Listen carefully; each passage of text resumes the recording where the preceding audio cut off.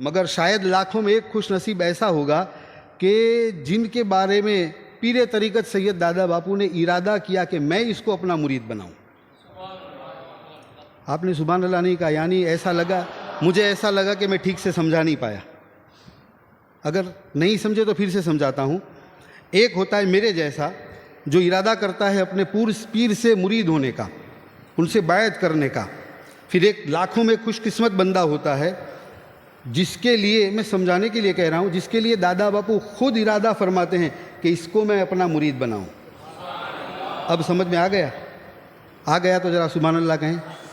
है तो दादा बापू अगर इरादा कर लें तो बड़ा मशहूर हो जाता है कि भाई बद्धा मुरीद छे, बाकी बद्धा मुरीद छे, पण आ एवो मुरीद छे कि जेनो इरादो दादा बापूए कर्यो तो। क्यों सुभान अल्लाह। अब दादा बापू जिनसे हैं, हो ना सुभान अल्लाह, दादा बापू जिनसे हैं, है ना, यानी जो अहले बैत से हैं, तो दादा बापू तो फुरू है ना जी। फुरू समझ नहीं समझेंगे आप, गुजराती कहता हूँ। एक झाड़ हो ने, झाड़ एनु एक थड़ हो, ये थड़नी बड़ी डाड़ी हो, एक डाड़ी आम, एक डाड़ी आम, एक डाड़ी आम। तो थड़ जो होता है ना, थड़ वो असल होता है, और डाड़ी जो होती है जो लटकती है, फिर डाड़ी के अंदर ये निकलता है, फिर ये निकलता है, इसको फुरू कहते हैं, है ना। तो दादा बापू तो डाड़ी हैं, वो जहाँ से हैं वो हुजूर सल्लल्लाहु अलैहि वसल्लम की ज़ात है। कहो सुभान अल्लाह। आपकी औलाद में से हैं। अब मेरे जैसा, आप जैसा बंदा और हमारे दरमियान एक खुश नसीब बंदा कि जिसका दादा बापू इरादा फरमाए तो वो बड़ा मशहूर हो जाता है। तो फिर वो ज़ात कौन सी है? कहो ना सुभान अल्लाह। उस ज़ात के बारे में आप क्या कहते हैं, मैं क्या कहता हूँ, हमारा अकीदा क्या है, ये आप जानिए, ये मैं जानूँ। मगर आप जनाब उमर वो ज़ात हैं कि जिनका इरादा खुद हुजूर ने फरमाया था। नहीं समझे? ज़रा फिर समझा देता हूँ, है ना। जनाब उमर क्या है? मुरीद हैं, मुराद हैं। क्या है? मुराद। अब जो हुजूर की मुराद हो और जिनकी रूहानियत का परिंदा रूहानियत के आलम में उतनी ऊंचाई पर सफ़र करता हो, रूहानियत आज भी बाकी है, ऐसा नहीं है, यहाँ भी रूहानियत है। जैसा बंदा ऐसी रूहानियत होती है, जैसा बंदा ऐसी रूहानियत होती है। रूहानियत का आलम यहाँ भी आज भी मौजूद है। मगर जनाब फारूक आज़म का परिंदा, रूह का परिंदा रूहानियत के उस आसमानों के ऊपर है, रूहानियत के उन आसमानों के ऊपर है कि हुजूर सल्लल्लाहु अलैहि वसल्लम ने फरमाया कि अगर मेरे बाद कोई नबी होता, नबी होगा नहीं, हुजूर सल्लल्लाहु अलैहि वसल्लम खातमुन नबीयीन बनकर तशरीफ़ लाए हैं, मगर ये फजीलत के लिए बताया गया कि मेरे बाद अगर कोई नबी होता,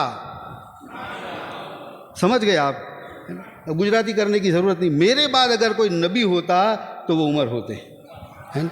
इतनी बड़ी ज़ात की बारगाह में मुझे आपको खिराज पेश करनी है, तो मैं सीधा इनकी शहादत पर ही चला जाता हूँ। अल्हम्दुलिल्लाह, सरकार सल्लल्लाहु अलैहि वसल्लम ने हज्जतुल विदा के अंदर ये ऐलान कर दिया था कि मक्का शरीफ, मदीना शरीफ का जो इलाका है, हिजाज़ मुक़द्दस, वहाँ सरकार सल्लल्लाहु अलैहि वसल्लम ने नॉन मुस्लिम्स पर बैन लगा दिया था। यहाँ नॉन मुस्लिम्स नहीं आ सकते, यहाँ गैर मुस्लिम नहीं आ सकते। और हमारे बड़े बड़े उलमा ने अपनी किताबों के अंदर लिखा है कि जनाब उमर ने इस पर इतनी सख्ती से अमल किया, जनाब उमर ने इस पर इतनी सख्ती से अमल किया। हालांकि सिद्दीक़ अकबर तो सिद्दीक़ अकबर है, कहो सुभान अल्लाह। उनकी शान अगर ये सब बताने जाएँ तो टाइम पूरा हो जाता है। सिद्दीक़ जनाब उमर ने इस पर इतनी सख्ती से अमल किया कि सबको निकाल दिया, सबको निकाल दिया। तो ये इसकी वजह से मुशरिक जो थे, मुशरिकीन, मुशरिक में सब आ गए, मुशरिक में सब आ गए, क्रिश्चियन आ गए, यहूदी आ गए मुशरिक के अंदर। यानी ये इस तरह से मुशरिक हैं कि इन्होंने ऐसे काम किए हैं। और खुलम खुले हिंदू जो है, यानी उस वक्त जो आग की जो पूजा करने वाले थे, मजूसी, ये भी आ गए। तो जनाब फारूक आज़म ने ऐलान कर दिया कि यहाँ कोई आएगा ही नहीं। आप समझ गए किसने ऐलान किया? बोलो। अब जब जब जब जब हम किसी भी साहबी का नाम लें तो उसके पीछे रदी अल्लाह ताला अन्हु ज़रूर बोलें। कहो रदी अल्लाह ताला अन्हु, बोलो ना यार, बोलो, क्योंकि ये इनकी सनद है, ये इनकी डिग्री है। ये इतनी बड़ी डिग्री है कि जो अल्लाह ने उनको दी है। तो इससे ये बोलने से हमको सवाब भी मिलता है, हमारा अकीदा भी ज़ाहिर होता है, और हम जब रदी अल्लाह ताला अन्हो बोलते हैं तो दुश्मन के कलेजे फट जाते हैं। आप नहीं समझे? तो दुश्मन के कलेजे फट जाते हैं। क्यों फटते हैं? और फिर ईमान तो इसी को कहा गया कि कामिल ईमान वही है कि कामिल ईमान किसको कहा कि अल्लाह के लिए दोस्ती की जाए और अल्लाह ही के लिए दुश्मनी की जाए। कहो सुभान अल्लाह, है ना। बीच में कोई स्वार्थ न हो, इखलास इतना हो कि दोस्ती भी हो तो अल्लाह के लिए, दुश्मनी हो भी तो भी अल्लाह के लिए। तो जरा रदी अल्लाह ताला अन्हु बोले जोर से, हाँ, इससे सवाब भी मिलेगा और दुश्मन का कलेजा भी फटेगा। और इसको भावनगर में बहुत ज़्यादा ज़रूरत है। जोर से कहे रदी अल्लाह ताला अन्हु। हाँ, तो जब भी साहबी का नाम सुने, किसी भी महफिल में बैठे, जब भी सुने रदी अल्लाह ताला अन्हु ज़रूर कहें। तो जनाब उमर रदी अल्लाह ताला अन्हु एक दिन बैठे हुए थे, तशरीफ़ फरमा थे। हज़रत मुगीरा बिन शोबा जो बहुत बड़े साहबी रसूल हैं, वो तशरीफ़ लाए और आकर जनाब उमर रदी अल्लाह ताला अन्हु से रिक्वेस्ट करने लगे, अर्ज़ करने लगे, ए फ़ारूक़ आज़म, आप ए अमीरुल मोमिनीन, हालांकि आपने नॉन मुस्लिम्स के लिए सब बैंड लगा दिए हैं, मगर आप अगर इजाज़त दें, मुझे आप अगर इजाज़त दें तो मैंने एक मजूसी गुलाम ख़रीदा है। मजूसी पारसी जो आग की पूजा करता है।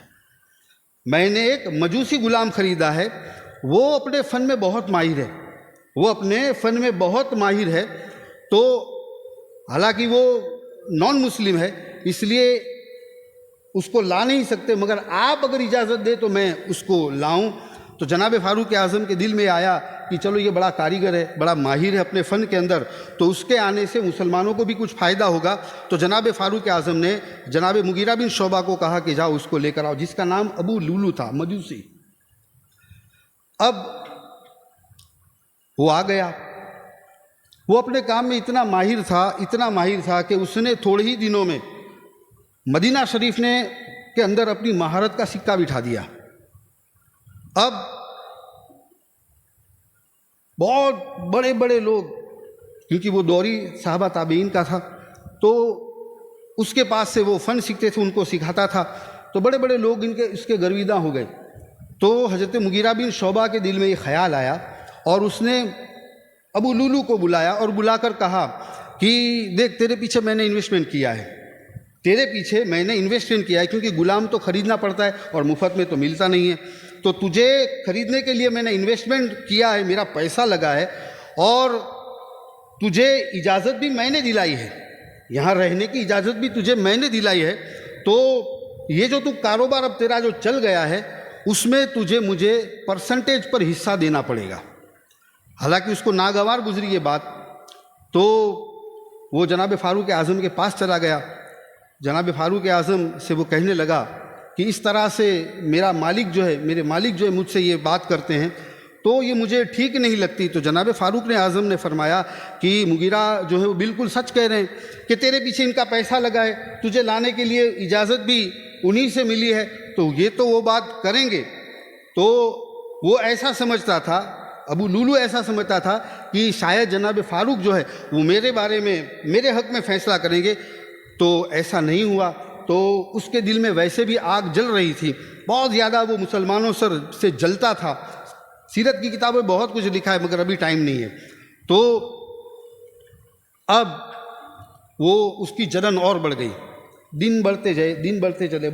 एक दिन सैयदी फ़ारूक़ आज़म रदी अल्लाह ताला, एक दिन सैयदी फ़ारूक़ आज़म, बोलो ना यार, बोलो, ये हमारी शान है, ये हमारी शान है, अहले सुन्नत की ये शान है ना।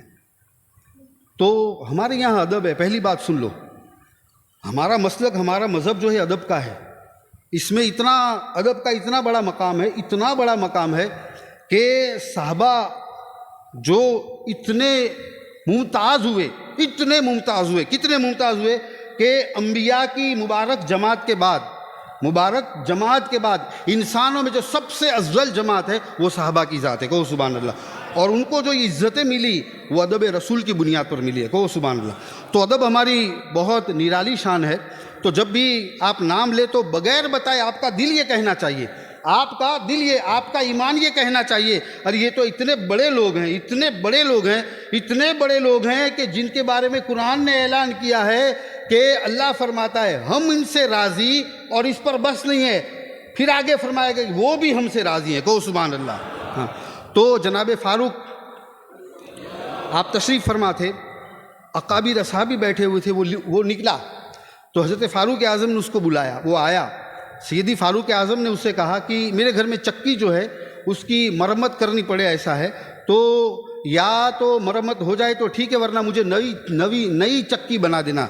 तो उसने कहा कि मैं ऐसी चक्की बनाऊंगा, मैं ऐसी चक्की बनाऊंगा कि पूरी दुनिया में मेरी चक्की की शोहरत होगी। ये कहकर ये चला गया। अब दरबार में बाबुल हिकमत भी बैठे हुए थे। कहो सुभान अल्लाह। आप सुभान अल्लाह नहीं कहते हैं? वलियों के सरदार का नाम मैंने लिया है?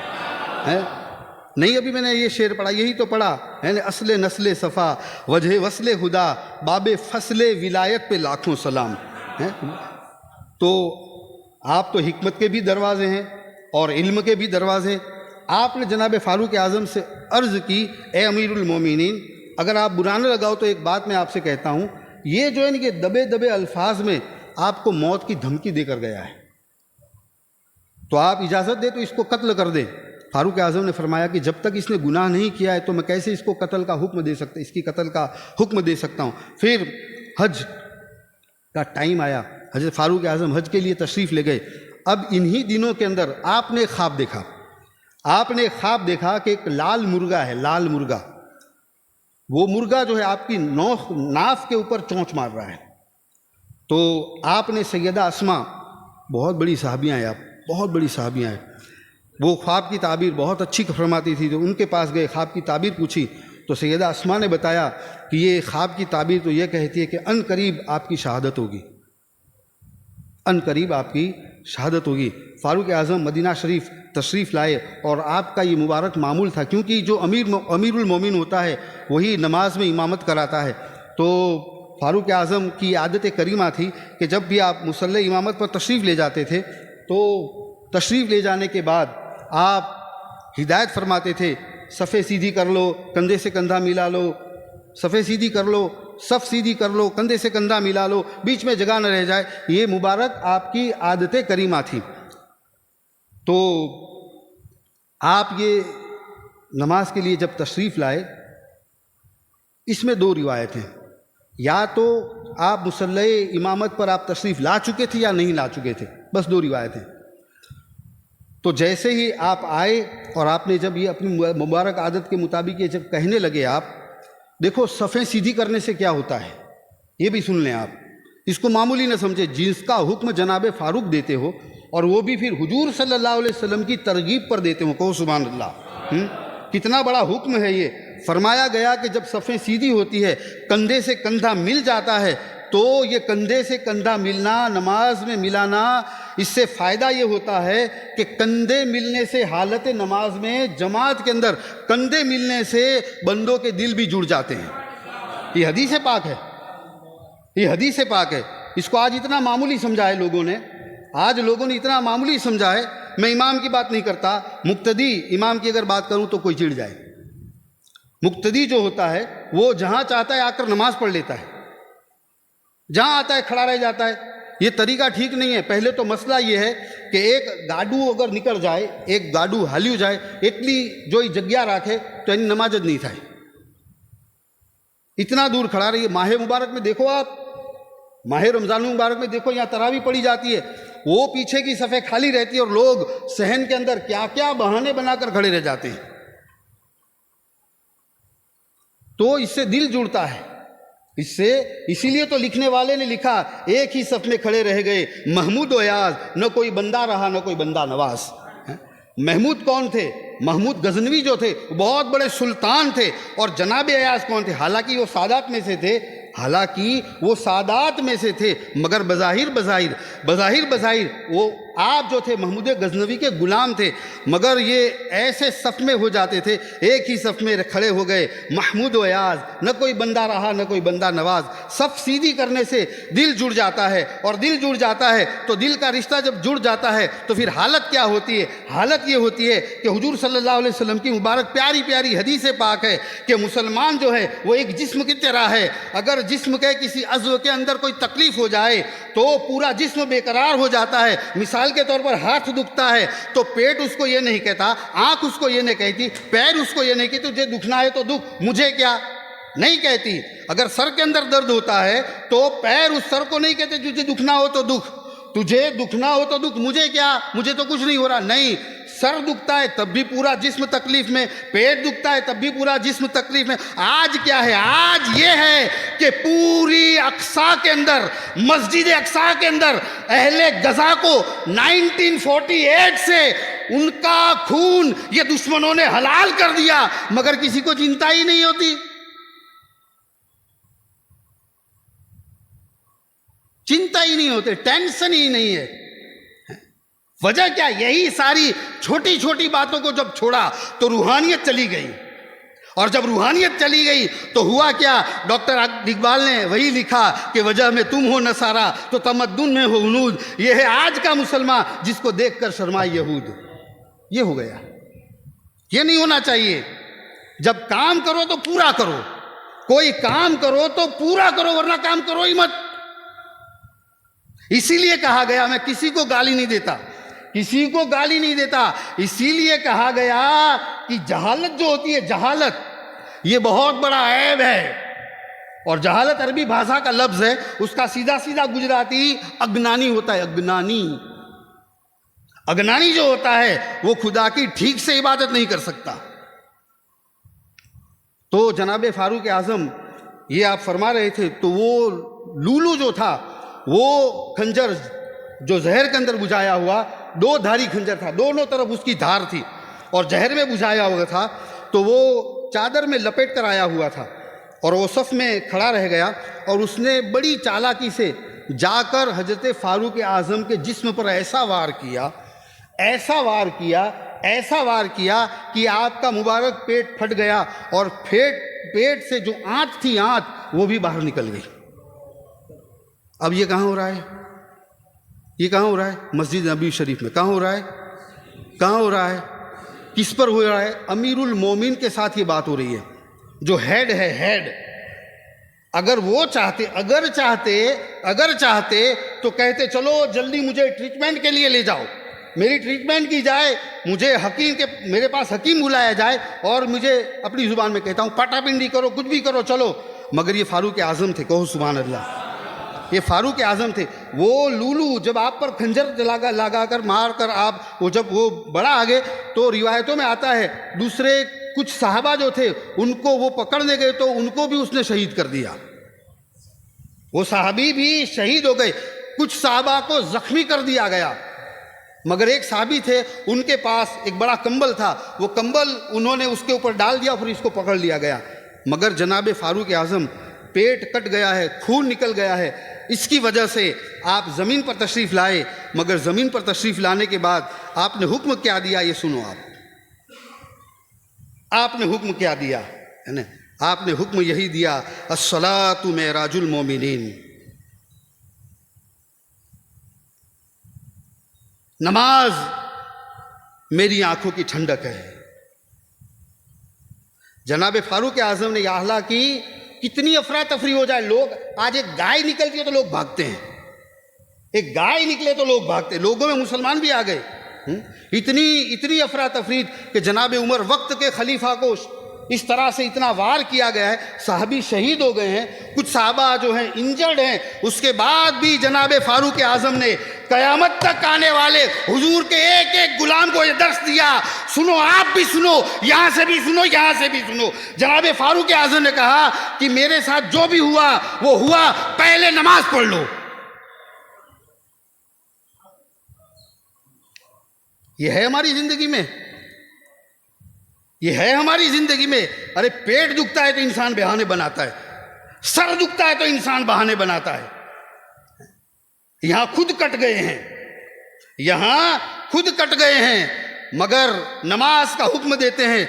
आप, जहाँ तक मुझे याद है, 26 जिलहिज्जा पर आज के दिन आप पर ये वार हुआ और रिवायतों में आता है कि आप इतने शदीद ज़ख्मी थे कि सारा खून निकल गया था और 1 मुहर्रम के दिन आपने जामे शहादत नोश फरमाया। मगर एक जुमला आखिरी सुन लें, इसके बाद मैं आले इब्राहिम की तरफ आऊँगा, क्योंकि इनकी बारगाह में खिराज पेश करना बहुत मैं ज़रूरी, आप भी ज़रूरी समझें, इसलिए कि इनके दिन है ये। जिलहिज्जा भी इनका महीना है और मुहर्रम शरीफ भी इनका महीना है। सुने आप, इसलिए कि ये मोहब्बतें ऐसी है, ये मोहब्बतें ऐसी है ना। अहले बैत की मोहब्बत तो ईमान का एक जुज़ है और आले इब्राहिम को हमने क्या समझा है। मगर जनाब फारूक आज़म की ज़ुबान से उस वक्त जुमला निकला, ये सुने, लोग अस्पताल में, चारपाई पर, पलंग पर, घर में कहीं भी मरते हैं, तबई मौत मरते हैं, कुछ भी मरते हैं, वो क्या क्या बोलते हैं, मरते वक्त क्या क्या नसीहत करते हैं। मेरी बेटी का ख्याल करना, मेरे बेटे का ख्याल करना, मेरी औरत का ख्याल करना, मेरे घर का ख्याल करना, मेरे कारोबार का ख्याल करना। जनाब फारूक आज़म की ज़बान पाक पर जो अल्फाज थे, आपने फरमाया, फुस्तो भी रब्बी काबा, रब्बे काबा की कसम मैं कामयाब हो गया। क्यों कामयाब हो गया? कामयाब इसलिए हो गया है ना, इसलिए कामयाब हुआ कि जिसने जान दी थी, जिसने जान दी थी, उसकी बारगाह में जान का नजराना पेश कर दिया। और वो बारगाह ऐसी है, वो बारगाह ऐसी है जहां रोटी देने वाला भी वापस नहीं जाता। रोटी अगर उसके नाम पर दे दी जाए तो उसको भी लौटाया नहीं जाता। इसीलिए फारसी में एक लिखने वाले ने लिखा है कि ना देही बहरे हक नानत देहन, जो अल्लाह की बारगाह में रोटी देता है उसको रोटी भी बड़े एहसान के साथ फिर लौटाई जाती है। तो जब रोटी देने वाले को ये इज्जतें मिलती है तो फिर जान देही, लिखने वाले ने आगे लिखा, जान देही अस बहरे हक जानत देहन, वो जान देता तो है मगर उसको अल्लाह उसकी जान लौटा देता है। वला तकुलू लिमन युक्तलू फी सबीलिल्लाहि अमवात बल अहया। जनाबे फारूक आज़म को अल्लाह ने ये शान दी है, अगर वो चाहे तो यहाँ आकर भी सुन ले। अगर यहाँ नहीं आते, हम अपने इश्क में अगर इतने कामिल नहीं है मगर वो गुलामों का इतना ख्याल रखते हैं, अगरचे अगरचे अगरचे सब्ज़ गुंबद के नीचे आराम फरमा रहे हैं मगर एक भी यहाँ सच्चा बैठा है तो हमारी महफिल को सुन रहे हैं।